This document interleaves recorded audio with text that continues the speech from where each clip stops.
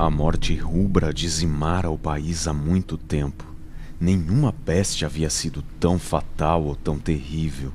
O sangue representava sua imagem e sua marca, o rubor e a aversão ao sangue. Os sintomas se caracterizavam por dores agudas, tonturas súbitas e abundante sangramento pelos poros, seguido de deterioração. As manchas escarlates no corpo, especialmente aquelas no rosto da vítima, representavam a exclusão que a privava da assistência e da compaixão de seus semelhantes. E sua manifestação, desenvolvimento e término se dava em um período de 30 minutos. Apesar disso, o príncipe Próspero se sentia feliz, intrépido e sagaz.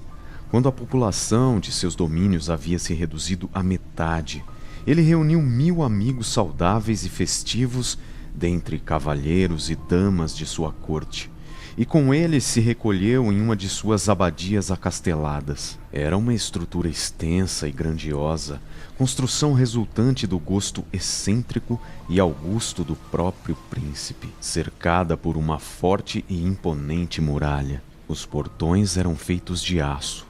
Após terem entrado, os cortesãos trouxeram fornos e pesados martelos para soldar os ferrolhos.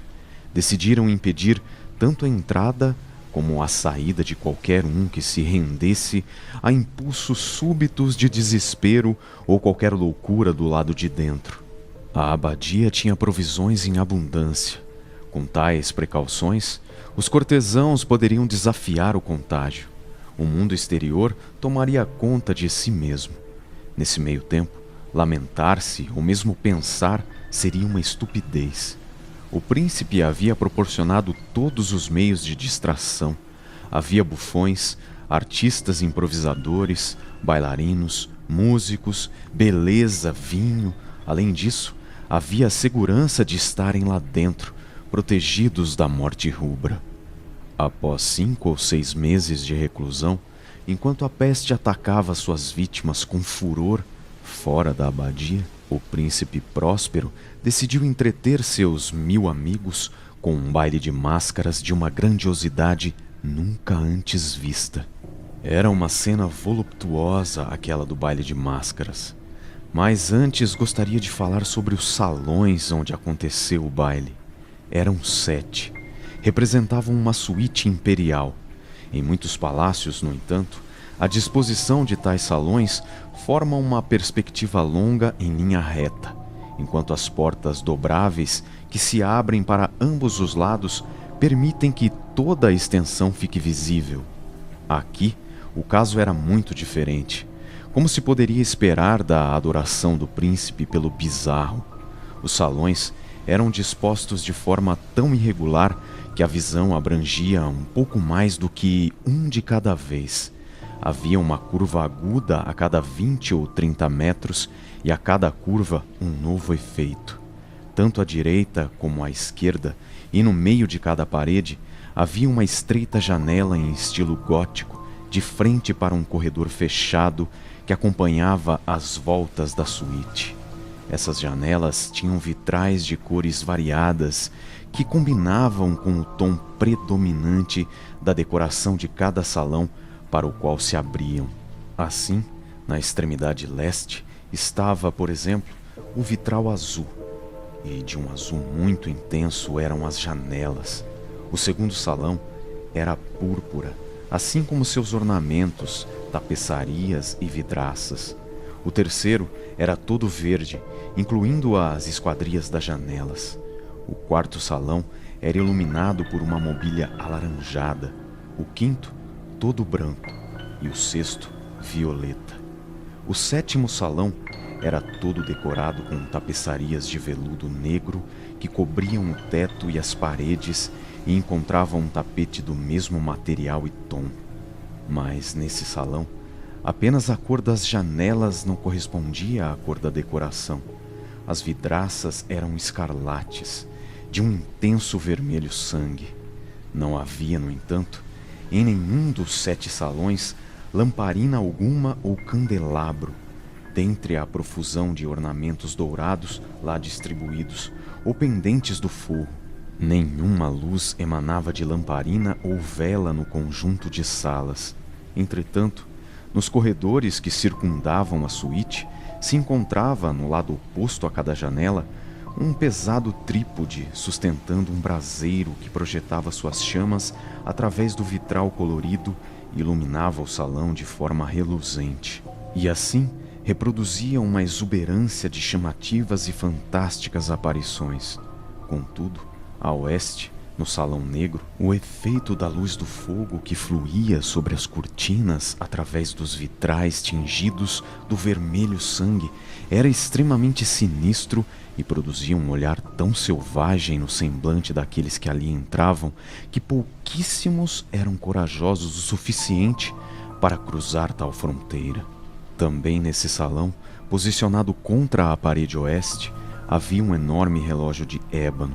Seu pêndulo se movimentava de um lado para o outro, produzindo um som monótono e pesado. E quando o ponteiro dos minutos completava uma volta, dando a hora, provinha dos pulmões de aço do relógio um som claro, alto, profundo e excepcionalmente musical, mas de uma nota tão peculiar e com tal ênfase que, a cada intervalo de hora, os músicos da orquestra eram impelidos a fazer uma pausa momentânea em sua performance para ouvir o som. Então, os dançarinos cessavam a evolução de suas valsas, havia um breve desconcerto de toda a alegre companhia, e enquanto os carrilhões do relógio ainda soavam, observava-se que os mais alegres ficavam pálidos e que os mais velhos e serenos passavam suas mãos na fronte como se estivessem em um estado confuso de devaneio ou meditação. Mas, quando os ecos cessavam por completo, um leve riso invadia a reunião. Os músicos se olhavam e sorriam de seu próprio nervosismo e desvario e diziam aos cochichos que a próxima badalada do relógio não deveria produzir neles a mesma emoção. E então, após o lapso de 60 minutos, que abrange 3.600 segundos do tempo que voa, soava outra badalada do relógio que produzia o mesmo desconcerto, tremor e meditação anteriores. Apesar de tudo isso, era uma reunião alegre e magnífica. Os gostos do príncipe eram peculiares. Tinha um olhar aguçado para as cores e seus efeitos. Desconsiderava a mera decoração da moda. Seus planos eram ousados e ardentes, e suas concepções eram de um brilho atroz. Alguns o viam como um louco, mas seus seguidores não compartilhavam dessa opinião. Era necessário ouvi-lo, vê-lo e tocá-lo para ter certeza de que ele não o era. Ele havia supervisionado quase toda a escolha dos objetos de decoração dos 7 salões por ocasião dessa grande festa, e guiado por seu próprio gosto, inspirado às fantasias dos foliões mascarados. Certamente eram grotescas. Havia muito brilho, malícia e fantasia, muito do que se vê no Hernani. Havia figuras arabescas com membros e adornos desproporcionais. Eram fantasias delirantes como as de um louco, e também muito de belo, de bruto, de bizarro, algo de terrível e não pouco daquilo que teria provocado aversão. De um lado a outro, nos 7 salões, uma profusão de sonhos era perseguida, e esses, os sonhos, giravam, assumindo o tom de cada aposento e fazendo com que a música intensa da orquestra parecesse ecoar seus passos. Em seguida, soava o relógio de ébano que se encontrava no corredor de veludo. E então, por um momento, tudo fica quieto e silencioso, com exceção da voz do relógio. Os sonhos são congelados, mas os ecos das batidas se extinguem. Não duram mais do que um instante, e um riso leve, moderado, paira sobre eles assim que sucumbem. E agora, novamente, a música aumenta e os sonhos vivem e giram com mais entusiasmo do que nunca, tingindo-se dos vitrais coloridos, através dos quais se filtram os raios das trípodes. Mas, dentre os 7 salões, nenhum folião se aventura a ir àquele que fica mais a oeste, pois a noite está acabando, e de lá Flui uma luz mais rubra através dos vitrais cor de sangue.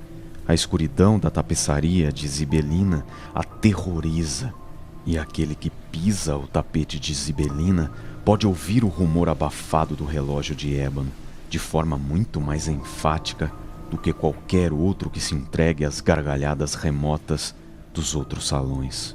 No entanto, os outros aposentos estavam cheios e neles batia febril o coração da vida.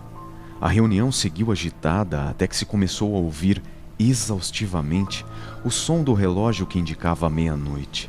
E então, a música cessou como eu havia dito, e as evoluções dos dançarinos de valsa foram silenciadas, bem como tudo mais fora silenciado de forma incômoda. Mas agora, o pêndulo do relógio soaria 12 batidas, e assim, pensamentos mais demorados tomariam conta das meditações dos mais reflexivos no grupo que se divertia.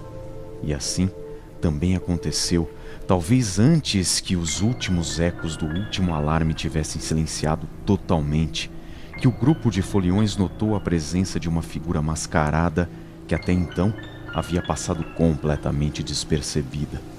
E o rumor dessa nova presença, espalhado através de sussurros, fez surgir um burburinho ou um murmúrio intenso em todo o grupo, expressão de desaprovação e surpresa, e então, finalmente, de terror, de pânico e de náusea.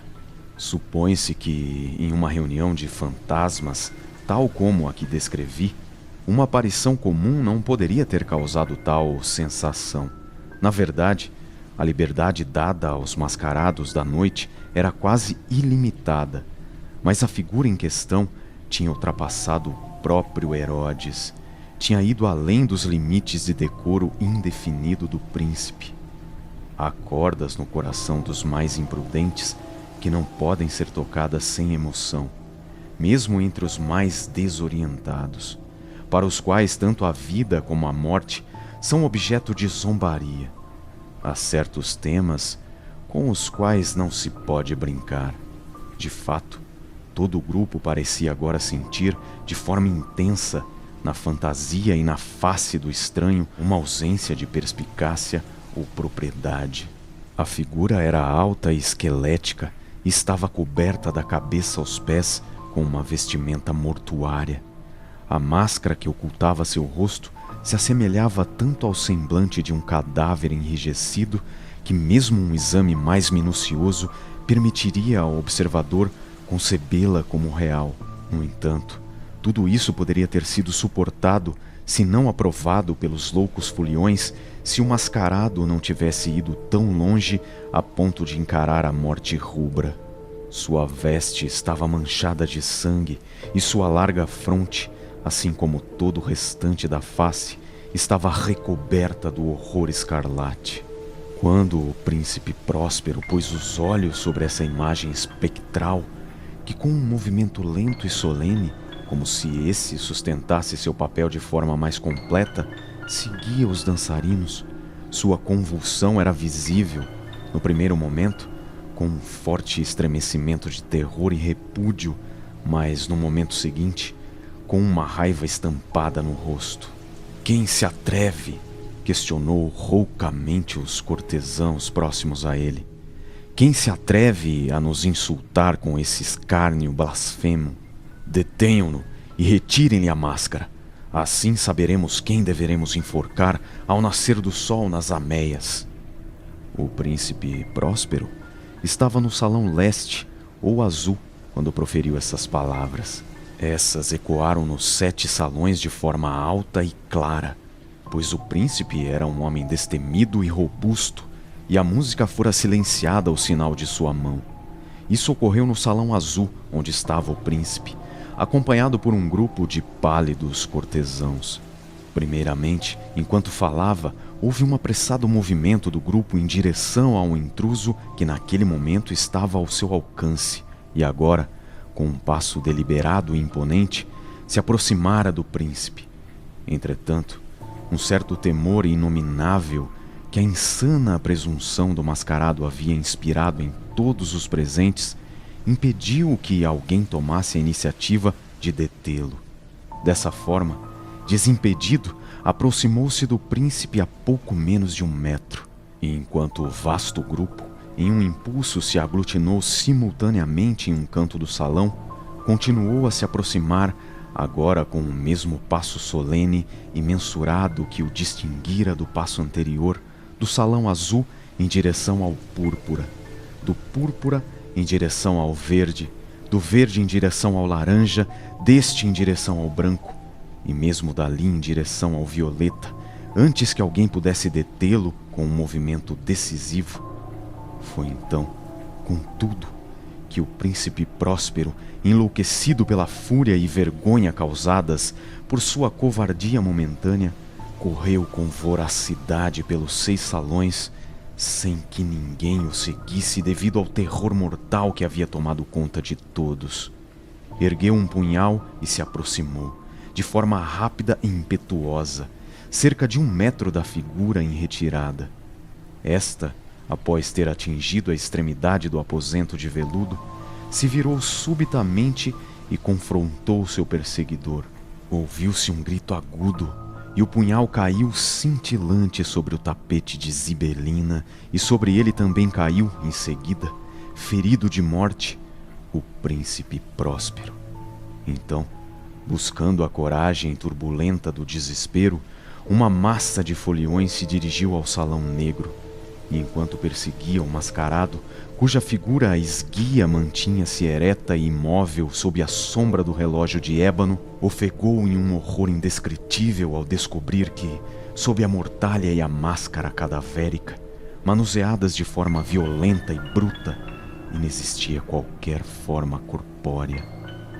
Agora, a presença da morte rubra era reconhecida. Havia chegado como um ladrão à noite. Derrubou os foliões um a um nos salões banhados em sangue, que morriam na mesma posição de desespero em que haviam tombado, e se extinguiu também, juntamente com a vida dos últimos foliões, a vida do relógio de ébano e as chamas dos tripés. E a escuridão, a decadência e a morte rubra reinaram com total domínio.